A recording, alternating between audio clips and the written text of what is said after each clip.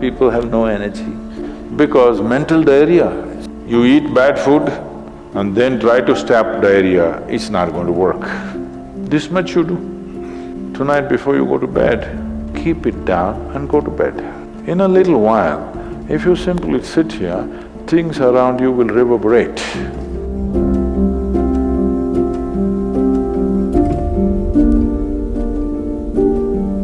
Is it possible to do it without using specific mudras, whatever? Yes. These are all small help, little assistance. You don't see a Shiva or a Krishna holding mudra and sitting like this, simply intense. Nor will you ever see me sitting like this. No, you will not see me practicing Shambhavi or this or that. If I just close my eyes for 20 seconds, I'm done. I'm ready for the day. So, this is all good help. But is it the only way to do it? No. You can simply sit. If you learn to simply sit, you'll become tremendously intense. Right now, your energy is simply expended by doing unnecessary, endless activity. When you have so much mental diarrhea, how can you have energy? Suppose you have diarrhea, do you see how weak you feel? Yes or no? Right now this mental diarrhea, that's why people have no energy.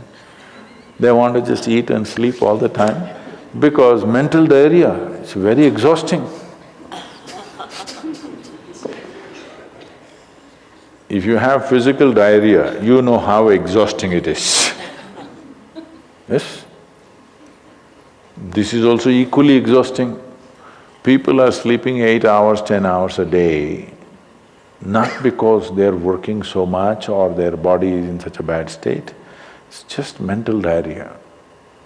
If you stop the mental diarrhea, there's enough energy to make this very, very intense. Now how do I stop mental diarrhea? If you have diarrhea, physical diarrhea, what is the first thing to do? Huh? What?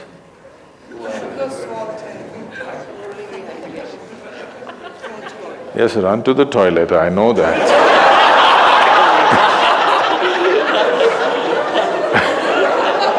I'm saying as a corrective measure, what's the first thing you do?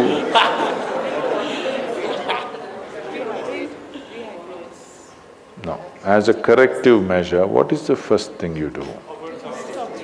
First thing is stop eating, right? Yes or no? But diarrhea means in some way we've eaten something that the body doesn't want. It's trying to throw it out. Yes? You've taken something inside which the body doesn't like, it wants to throw it out. First thing is, stay away from food for some time. You eat bad food and then try to stop diarrhea, it's not going to work. So similarly, bad food for the mind is just this. You have gotten identified with things that you are not. The moment you get identified with things that you are not, mental diarrhea is inevitable. It's bad food for the mind. Now it will run endlessly, do what you want. You do any damn meditation, you say Shiva, Rama, it's not going to stop. It's not stopped, isn't it? Because bad food is being eaten every day, you're getting identified with more and more things and you want to stop your mind, you do whatever kind of circus, it is not going to stop. If you disidentify with everything, if you understand what is you and what is not you, if you keep a little distance from that, mind will become still. If you want, you can use it, otherwise you can keep it. Now my hand is there, If I want, I can move it, otherwise I can keep it. This is a useful hand. Suppose it starts jumping like this. You clearly know there is some kind of an ailment, isn't it? Yes or no? So if hand is jumping, you know it's an ailment. If mind is jumping, is it an ailment or no? The ailment has come because continuous wrong diet. You tell your mind that I am this, I am this, I am that, I am that. It's having diarrhea. You stop giving it wrong food. If you clearly see what… even if you do not know what is me, at least you know what is not me, isn't it? This much you do. Tonight before you go to bed, sit on your bed and sit down and discount everything that is not you. This house in which you're living, is this me? No.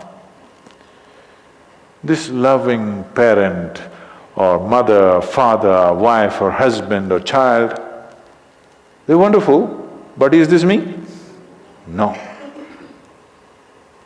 Now these nice clothes I'm wearing, is this me? No. Now my body, I like it, but is this me? No. Now I'm having so many thoughts, is this me? No. Now I'm having wonderful emotions, is this me? No. Like this, everything that's not you, before you sleep, keep it down and go to bed. Tomorrow morning, you will wake up considerably more intense than today. Every day you do it. In a little while, if you simply sit here, things around you will reverberate. Really. I was a few years ago, couple of years ago, I was in America and this is a very typically American question. This lady comes up to me and she's very angry. I've been doing this yoga for last 35 years, nothing happened. But you went and just sat on a rock and things happened to you. This is not fair. Where is that damn rock?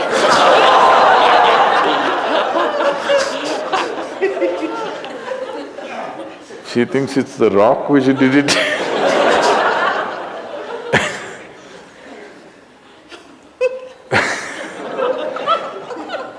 The only sadhana that I did in my life is, right from my very early age, though I was very actively involved with everybody around me, I never identified myself with my parents or my siblings or my endless number of friends or the society or the religion or the country or anything around me. Never identified. Not that I was not involved, I was very involved, very active. Even today I'm very active and involved, but not identified. If you don't identify with anything, there is enough energy in this to become intense. See, I want you to understand, your life energy right now in this body, how many things it's doing here as you're sitting here? Hello, do you know the complexity of activity it is doing? Every cell in the body, your liver, your kidney, your damn spleen and all kinds of stupid things that we cannot even figure even today. Yes? Just see as you sit here, how many things this energy is doing. Obviously it must be intense to do all this. You are not able to experience it because of diarrhea. When you have diarrhea, that's how you feel, isn't it? Yes or no? So that's how it is. Stop the diarrhea.